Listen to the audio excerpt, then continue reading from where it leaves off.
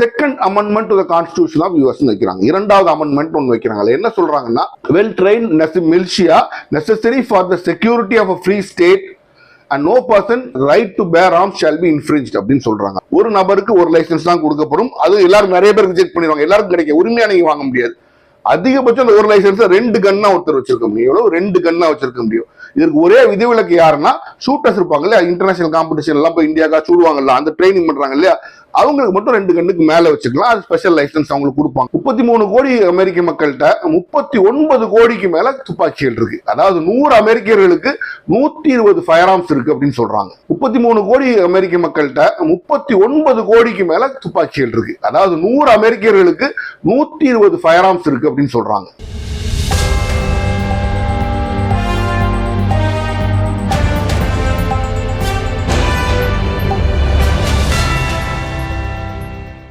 Hello friends, welcome to உண்மையும் பொய்மையும். நம்ம சேனலை தொடர்ந்து பார்க்க நம்ம சேனலை சப்ஸ்கிரைப் பண்ணி பெல் பட்டனை ப்ரெஸ் பண்ணிக்கோங்க. உலக செய்தியில் இப்போ கொஞ்ச நாளுக்கு முன்னாடி ஒரு மிக முக்கியமான ஒரு செய்தி நடந்துச்சு. தொடர்ச்சியாக அப்படி பல சம்பவங்கள் நடக்கும்போது அதுக்கு பின்னால் காரணம் என்னன்னு நம்ம பார்க்கணும். ஏப்ரல் 25ஆம் தேதி வாஷிங்டன் ஹில்டனில் ட்ரம்ப் அட்டன் பண்ணி கொண்டிருந்த அந்த ஜேர்னலிஸ்ட் மீட்டில் அவரோட என்ட்ரன்ஸ், அவருக்கு லேயர் மேலே இருந்த அந்த என்ட்ரன்ஸில் ஆலன் அப்படின்னு ஒருத்தர் துப்பாக்கி சூடு நடத்தினாரு அப்படின்னு அவர் கைது செய்யப்பட்டு ஏப்ரல் 27ஆம் தேதி அவர் மேல சார்ஜும் ஃபைல் பண்ணிட்டாங்க. அப்போ பிரசிடென்ட்டையே ஒருத்தர் சுடுற அளவுக்கு துப்பாக்கியோட ஈஸியாக அந்த இடத்துக்கு வந்திருக்கிறாரு அப்படிங்கிற ஒரு பெரிய சர்ச்சையானாலும், அமெரிக்காவில் என்றுமே பேச மறுக்கக்கூடிய இன்னொரு சர்ச்சை என்னன்னா, எப்படி எல்லாருக்கும் ஈஸியாக துப்பாக்கி கிடைக்கின்றது. நீங்கள் அமெரிக்காவை நீங்கள் பார்த்துருந்துருக்கலாம். சிறு பிள்ளைகள் கூட ஸ்கூலுக்கு துப்பாக்கி தூக்கிட்டு வந்து துப்பாக்கி சூடு சம்பவங்கள் நிறைய நடக்கும். 17 வயசு பையங்க 16 வயசு பையங்க துப்பாக்கி சுட்டு வந்து தூக்கிட்டு வந்து ஸ்கூல்ல உள்ள பிள்ளைங்களை கொள்வாங்க, ரோட்ல உள்ள ஆட்களை சுடுவாங்க. அப்போ இது ஒரு நம்ம எல்லாம் சொல்ல பார் அமெரிக்கா கெட்டு போயிடுச்சு, நிச்சயமா கெட்டு போயிடுச்சுங்கிறது. இது எந்த காரணத்தினால் இளைஞர்களுக்கும் சிறுவர்களுக்குமே துப்பாக்கி கிடைக்குது. அப்போ ஃப்ரீ அவைலபிலிட்டி ஆஃப் கன்ஸ் இன் அமெரிக்காங்கிறது என்றைக்குமே ஒரு சர்ச்சைக்குரிய விஷயமா தான் இருக்கும். உலகத்துல கிட்டத்தட்ட எல்லா நாடுகள்லையும் பார்த்தீங்கன்னா, அமெரிக்கா தவிர சில நாடுகள் தவிர மற்ற எல்லா நாடுகள்லையுமே துப்பாக்கிங்கிறது ஒரு ரெகுலேட்டட் பொருளாக இருக்கும். அதாவது அரசால் மிகவும் அதிகமாக ஒரு வரையறுக்கப்பட்ட, வாங்குவதற்கு மிகவும் கடினமான ஒரு பொருளாக இருக்குன்னா ஒரு நாட்டில் ஃபயர் ஆர்ம்ஸ் அப்படின்னு சொல்லுவாங்க. துப்பாக்கி அதுவாக தான் இருக்கும். அப்போ ஏன் அப்படி வைக்கிறாங்கன்னா, ராணுவமும் போலீஸையும் தவிர மற்றவங்க கையில் துப்பாக்கி போச்சுன்னா சட்டம் ஒழுங்கு சீர்கெட்டு விடும் அப்படிங்கிறது அதுக்கு ஒரு மேஜர் ரீசன். எல்லாரும் சட்டத்தை கையில் எடுக்க ஆரம்பிச்சுடுவாங்க. அவங்க துப்பாக்கியை சுட்டுக்கிட்டு இருந்தாங்கன்னா அப்போ நாட்டில் சட்டம் ஒழுங்கு சீர்கெட்டு விடும் அப்படிங்கிறது ஒரு நிதர்சனமான உண்மை. அப்போ அமெரிக்காவில் மட்டும் எப்படி இத்தனை பேர் துப்பாக்கி தூக்கி வச்சுட்டு போறாங்க அப்படின்னா, அதற்கு ஒரு காரணம் இருக்கு. உங்களுக்கு முன்னாடியே நான் சொல்லியிருக்கேன், எந்த ஒரு சட்டமாக இருந்தாலும் எந்த நாட்டிலையும் அது அந்த நாட்டின் அரசியலமைப்பு சட்டத்துக்கு உட்பட்டு இருக்க வேண்டும். அரசியலமைப்பு சட்டத்துக்கு உட்பட்டு ஃபண்டமெண்டல் ரைட்ஸ்ன்னு சொல்லுவாங்க. அதாவது அடிப்படை உரிமைகளை மீறின மாதிரி ஒரு சட்டம் போட்டால் அந்த சட்டம் செல்லாது. அதான் இந்தியாவில் உலகம் முழுசும் அதான். ஒரு சட்டம் போடுறாங்க, சட்டம் அரசியலமைப்பு இந்த சட்டத்துக்கு விரோதமானதான் சட்டம் செல்லாது, ஆட்டோமேட்டிக்கா செல்லாம போயிடும். ஏன்னா எல்லா சட்டங்களும் அரசியலமைப்புக்கு ஒத்து வந்துதான் வர வேண்டும். அப்போ அமெரிக்காவில் 1791 பில் ஆஃப் ரைட்ஸ் ஒன்று பாஸ் பண்றாங்க. அவங்க கான்ஸ்டிடியூஷன்ல பாஸ் பண்றதுல second amendment to the constitution of US வைக்கிறாங்க. இரண்டாவது அமெண்ட்மெண்ட் ஒன்று வைக்கிறாங்க. என்ன சொல்றாங்கன்னா, well train militia necessary for the security of a free state and no person right to bear arms shall be infringed அப்படின்னு சொல்றாங்க. அதாவது ஒரு நாட்டோட பாதுகாப்புக்காக ஆயுத குழுக்கள், நல்ல பழக்கப்பட்ட ஆயுத குழுக்கள் ஒரு நாட்டோட பாதுகாப்புக்கு தேவை. அதனால எந்த ஒரு மனிதனுடைய ரைட் டு பேர் ஆர்ம்ஸ், ஆயுதங்கள் தாங்கக்கூடிய அந்த உரிமை எந்த சட்டமும் தடை செய்யக்கூடாதுன்னு 1791 போடுறாங்க. அப்ப இந்த சட்டம் கிட்டத்தட்ட 250 ஆண்டுகளுக்கு முன்னால போட்ட சட்டம் தான் இன்றைக்கு ஃபீல்டு ஹோல்ட்ஸ் த ஃபீல்ட்னு சொல்லுவாங்க. இன்றைக்கும் அமெரிக்காவில் அது இருக்கத்தான் செய்யுது. ஏன்னா அதை மாற்றவில்லை. அப்போ இந்த சட்டம் ஏன் போடப்பட்டதுங்கிற வரலாற்று பின்னணி நம்ம கொஞ்சம் பார்த்தாகணும். அமெரிக்கா உங்களுக்கு தெரியும், ஒரு காலத்துல பிரிட்டனோட காலனி. இப்ப அமெரிக்கா கொடியை பாத்தீங்கன்னா 13 கோடு இருக்கும். 13 கோடு 50 ஸ்டார் இருக்கும். அந்த 13 கோடு என்ன, ஒரிஜினல் காலனிஸ்ன்னு சொல்லுவாங்க. பிரிட்டன்ல இருந்து காலனி அதிகம் வர்றாங்க இல்லையா, அவங்க ஆரம்பிச்ச முதல் காலனி 13 காலனிஸ், ஒரிஜினல் காலனிஸ். அதான் அந்த 13 கோடு. 50 ஸ்டார்ஸ், 50 ஸ்டேட், அமெரிக்காவோட 50 மாநிலங்கள். இப்போ இந்த ஒரிஜினல் காலனிஸ் வரைக்கும் ஆரம்பிக்கும் பார்த்தீங்கன்னா ஆரம்பத்தில் பிரிட்டனோட கண்ட்ரோல்ல தான் இருந்துச்சு.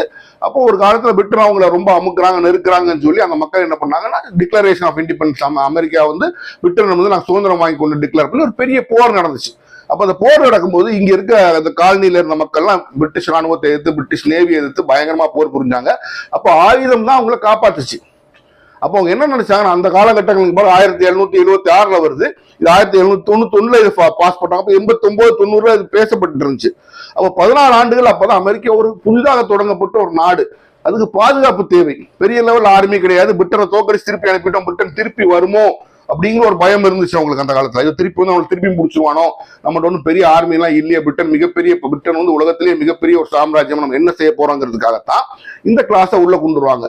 அப்போ மக்கள் எல்லார் கையிலையும் ஆயுதம் இருக்க வேண்டும், எல்லாரும் தேவைன்னா ஒரு போர்ப்படையா மாறணும். ஒரு ஊர்ல 10 பேர் துப்பாக்கி தூக்கி அவன் சண்டைக்கு வரணும் வரணும், அப்ப அவன் கையில என்ன இருக்கும், துப்பாக்கி இருக்கணும். அதனால நம்ம அந்த புதிதாக தொடங்கப்பட்ட பச்சிளங்குழந்தையாக இருந்த அமெரிக்கா நாடு தன்னை பாதுகாத்துக் கொள்ள கொண்டு வரப்பட்டதுதான் second constitution, amendment of the constitution. அப்ப எல்லாரும் துப்பாக்கியை தூக்குறதும் துப்பாக்கி வைத்திருக்கிறதும் ஒரு அடிப்படை உரிமை, ஃபண்டமெண்டல் ரைட்ஸாக கொண்டு வரப்பட்டுச்சு. அதனாலதான் பாருங்க, அமெரிக்கால துப்பாக்கி யாருனாலும் வாங்கிக்கலாம். இப்போ சரி அமெரிக்கால சொல்றீங்களா, இப்ப இந்தியாவில் என்ன பொசிஷன்? இந்தியாவில் ஆர்ம்ஸ் ஆக்ட்னு ஒன்று இருக்கு. ஒரு நபருக்கு ஒரு லைசன்ஸ் தான் கொடுக்கப்படும். அது எல்லாரும் நிறைய பேருக்கு ரிஜெக்ட் பண்ணிடுவாங்க, எல்லாருக்கும் கிடைக்க உரிமையா நீங்க வாங்க முடியாது. அதிகபட்சம் அந்த ஒரு லைசன்ஸ் 2 கன்னா ஒருத்தர் வச்சிருக்க முடியும். எவ்வளவு 2 கன்னா வச்சிருக்க முடியும். இதற்கு ஒரே விதிவிலக்கு யாருன்னா, ஷூட்டர்ஸ் இருப்பாங்க இல்லையா, இன்டர்நேஷனல் காம்படிஷன் எல்லாம் போய் இந்தியாக்கா சூடுவாங்கல்ல, அந்த ட்ரைனிங் பண்றாங்க இல்லையா, அவங்களுக்கு மட்டும் 2 கண்ணுக்கு மேல வச்சுக்கலாம். அது ஸ்பெஷல் லைசன்ஸ் அவங்களுக்கு கொடுப்பாங்க. அதாவது காம்படிஷன் சூடுறவங்களுக்கு மட்டும்தான், மற்றவங்களுக்கு கிடையாது. அது காம்படிஷன் கன்னு தான், துப்பாக்கி ரைஃபிள் அதெல்லாம் கிடையாது. அந்தந்த காம்படிஷனுக்குள்ள கன்னா 1 2 மேல வச்சுக்கலாம். இது மட்டும் தான் இந்தியாவில் எக்ஸெப்ஷன். கிட்டத்தட்ட உலக நாடுகள் எல்லாத்துலயுமே அப்படிதான். துப்பாக்கிங்கிறத கொஞ்சம் ரெஸ்ட்ரிக்ட் பண்ணி தான் நிறைய நாடுகள் வச்சிருக்காங்க.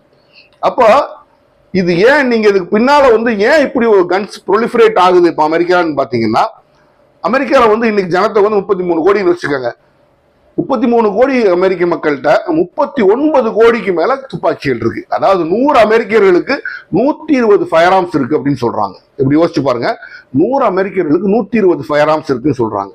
அப்போ ஃபயர் ஆர்ம்ஸ் இப்படி ப்ரொலிஃபரேட் ஆகும். இவ்வளவு ஆனதுக்கு அப்புறம் அமெரிக்காவோட லா ஏஜென்சிஸ், அவங்களோட ஆர்மிக்கு எல்லா கையிலும் சேர்த்து 5 லட்சம் 6 லட்சம் ஃபயர் ஆர்ம்ஸ் தான் இருக்கும் மொத்தமே. ஆனா அமெரிக்க மக்கள் கையில 390 ஃபயர் ஆர்ம்ஸ் அப்படின்னு நம்ம பாக்குறோம்.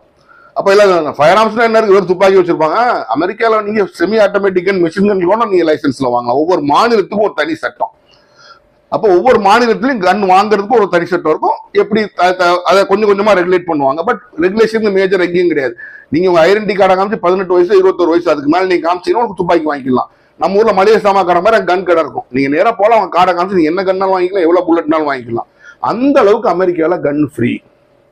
அப்போ 390 மில்லியன் போது 39 கோடி கன் அமெரிக்கால இருக்கு. எத்தனை மக்கள் இருக்காங்க? 33 கோடி மக்கள் இருக்கிறாங்க. அப்ப இவ்வளவு கன் கலாச்சாரம் வரும்போது எல்லா கிட்டத்தட்ட பாத்தீங்கன்னா அந்த வீடுகளோட கண் எங்கேயோ பத்திரமா வச்சிருக்காங்க. ஒரு செகண்ட்ல ஒரு ஒரு சின்ன பிள்ளைக்கு ஒரு மனப்பிறழ்வு ஏற்பட்டு அந்த துப்பாக்கியை தூக்குச்சுன்னா நடக்கக்கூடிய அசம்பாவிதம் மிக கொடூரமா இருக்கும். அது அந்த இருக்கிற நபர்களுக்கு அவங்க மனப்பிறழ்வு ஏற்பட்டு துப்பாக்கி ரோட்ல போய் சுட்டாங்கன்னா பயங்கர கஷ்டமா இருக்கும். அப்போ எந்த ஒரு சம்பவம் உங்களுக்கு நான் சொல்றேன். இப்ப நம்ம நாட்டுல பாத்தீங்கன்னா போலீஸ்காரங்க 302 தான் வச்சிருப்பாங்க, அந்த துப்பாக்கி தூக்கி நிற்பாங்க. ஆனால் 302 கூட மற்றவங்க கையில இருக்காது. அது நம்ம போலீஸுக்கு போதுமானது.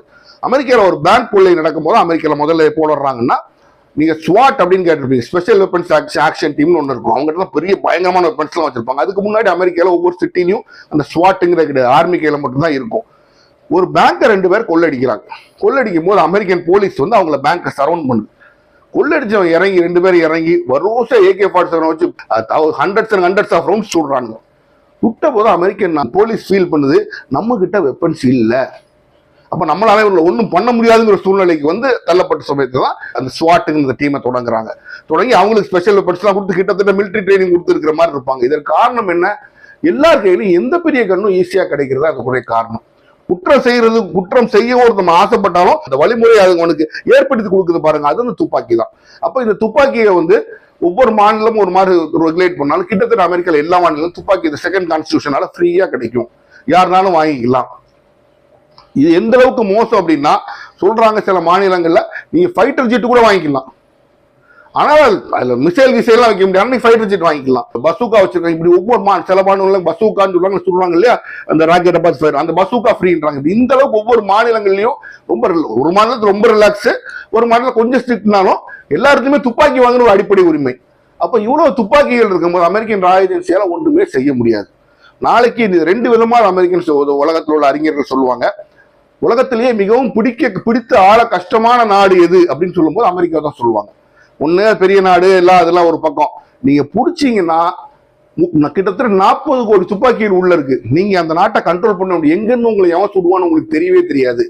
அப்ப அமெரிக்கா வந்து அதுக்காகத்தான் நம்ம மக்களுக்கு கொடுத்து வச்சேன்னா, அந்த காலத்துல அமெரிக்கா அடிமைப்பட்டிருந்த நாட்டுல அவங்க வந்து விடுதலை ஆகும்போது நமக்கு பிரிட்டன் இருந்து தப்பிக்கணுங்கிறதுக்காக அதை வச்சாங்க.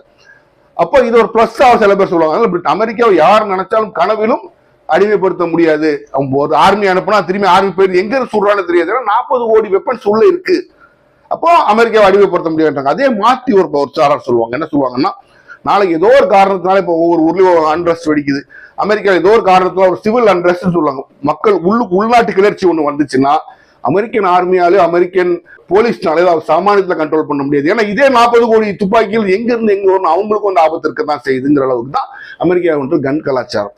இந்த கன் கலாச்சாரத்தை வந்து ரெகுலேட் பண்ணணும் ஒரு பக்கம் சொன்னாலும் அதை ரெகுலேட் பண்ண முடியாதுங்கிற மாதிரி சுப்ரீம் கோர்ட், அங்குள்ள சுப்ரீம் கோர்ட் நிறைய ஜட்மெண்ட்ஸ் கொடுத்துருச்சு. அதனால இன்றைக்கும் துப்பாக்கி என்பது அமெரிக்காவில் சர்வசாதாரணமா கிடைக்கக்கூடிய ஒரு பொருளாகி போச்சு. இதுக்கு பின்னால் உள்ள லாபியை நீங்க பாத்தீங்கன்னா, ஏன் துப்பாக்கி வளருது அப்படின்னு நீங்க பாத்தீங்கன்னா, ஒரு பொருள் அதை நீங்க வாங்கினீங்கன்னு இன்னைக்கு ஒரு பிஸ்கட் வாங்கினீங்கன்னா சாப்பிட்றீங்க, நுகர்ந்துறீங்க, திருப்பி அதை வாங்கி சாப்பிடுறீங்க. ஒரு டேபிள் வாங்குறீங்க, ஒரு டிவி வாங்கினீங்கன்னா திருப்பி நுகர்ந்துறீங்க, வாங்கிடுறீங்க. கன் ஒன்று வாங்கினா பல வருஷம் இருக்கும். அப்ப அமெரிக்காவில் அந்த கன் லாபின்னு சொல்றது, கன் மேனுஃபேக்சர்ஸ் இருக்கிறாங்க பாருங்க, அவங்க என்ன பண்ண, அவன் எப்படி வியாபாரம் பண்றது? அப்போ அவன் வியாபாரம் பண்றதுக்காகத்தான் அவன் கன்னை ப்ரொலிஃபரேட் பண்ணி கன் வச்சது ஒரு ஃபேஷன் அப்படின்னு ஆக்கிட்டாங்க. அப்ப கேட்டா சொல்லுவாங்க, நீங்க பாதுகாப்புக்காக வச்சிருக்கோம்பாங்க. அப்ப எவ்வளவுக்கு எவ்வளவு கன் ப்ரொடியூஸ் பண்றோம் அவ்வளவுக்கு வாங்கிட்டே இருக்கணுமே. அதற்காக அமெரிக்க மக்களை துப்பாக்கி வாங்கும் ஒரு கஸ்டமர்களாக அவங்க பயன்படுத்த ஆரம்பிச்சிட்டாங்க. இப்ப அதான் பாருங்க, ஜனத்தொகையை விட கூட துப்பாக்கி மாறிடுச்சு. ஆனா இன்றைக்கும் இது நின்றுச்சானா நிச்சயமா கிடையாது. சில வீடுகள்லாம் 15-20 துப்பாக்கி வச்சிருப்பாங்க. அப்போ அந்த நாட்டுல வந்து பிரசிடென்ட் ஒரு அட்டன், நம்ம ஊர்ல பிரசிடென்ட் அட்டன் பண்ற ஒருத்துக்கு நீங்க துப்பாக்கி உங்களுக்கு கிடைக்காது. நீங்க கள்ள துப்பாக்கி வேணா வாங்கிட்டு வரலாம் இங்க இருந்தாச்சு. அங்க நீங்க வாங்க அரெஸ்ட் பண்ணப்பட்ட ஆட்கள் யாராக இருந்தாலும் வைத்திருக்கிற துப்பாக்கி அநேகமா நல்ல துப்பாக்கி தரும், நல்ல துப்பாக்கி இருக்காது. அப்ப இதை ரெகுலேட் பண்ண வேண்டிய சூழ்நிலையில் அமெரிக்கா இருக்குது. ஆனா பண்ணுமானா நிச்சயமாக பண்ணாது. ஏன்னா துப்பாக்கியை ரெகுலேட் பண்ணக்கூடாதுன்னு சொல்ற மேஜர் கட்சி வந்து ரிப்பப்ளிகன் பார்ட்டி. அதோட பிரசிடென்ட் தான் இப்போ டொனால்ட் ட்ரம்ப். அதுல இருந்து எலெக்ட் ஆகி வந்தவர் தான் டொனால்ட் ட்ரம்ப். அவங்க என்ன சொல்றாங்க, அவங்க நாட்டில் ஒரு எல்லாருமே அமெரிக்காவில் ஒன்று சொன்னீங்கன்னா இன்னொரு வகையில் நீங்க எறோம்னீங்கன்னா அவங்க கூடுறோம்பாங்க. அதான் அமெரிக்காவோட பாலிசி. ஏப்பா துப்பாக்கி வச்சு திரும்ப செத்து போயிட்டு இருக்காங்களே, இதனால ஒரு எவ்வளவு பிரச்சனை வருது, அப்ப துப்பாக்கியெல்லாம் கன்ஃபிஸ்கேட் பண்ணி கன் லாஸை ஸ்ட்ரிக்ட் பண்ணுங்க அமெரிக்கால சில பேர் கேட்கறாங்க.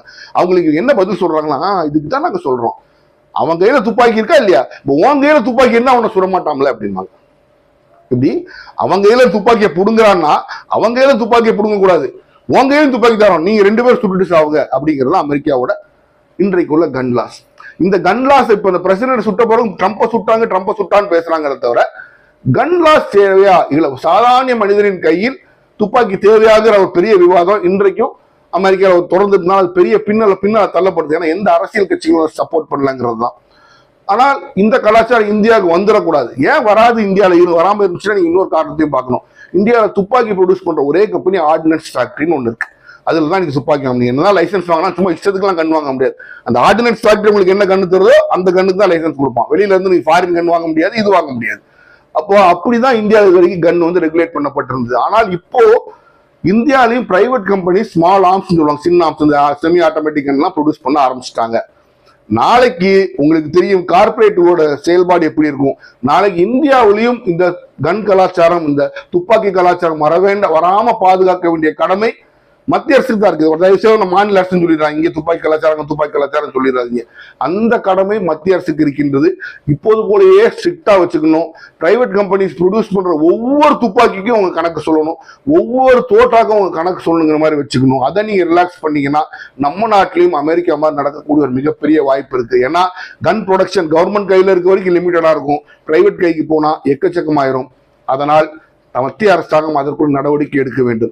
அப்போ அமெரிக்காவோட இந்த பிரச்சனைகளுக்கு துப்பாக்கி கலாச்சாரம் தான் காரணமா, ஒருத்தர் பிரசிடென்ட் மீட்டு சொல்றாங்க, இல்லைன்னா அவனுக்கு எப்படி துப்பாக்கி கிடைச்சிருக்காதுன்னு கேட்டா நிச்சயமாக அமெரிக்காவோட பிரசிடென்ட்ஸோட எல்லா ஷூட்டிங்கும் காரணம் அவரோட துப்பாக்கி கலாச்சாரம் தான். துப்பாக்கி எளிதில் கிடைக்கக்கூடிய ஒரு பொம்மை அளவுக்கு கிடைக்கிறது தான் காரணம். நம் நாட்டிலும் அவ்வாறு மாறிவிடக்கூடாது. மீண்டும் சந்திப்போம்.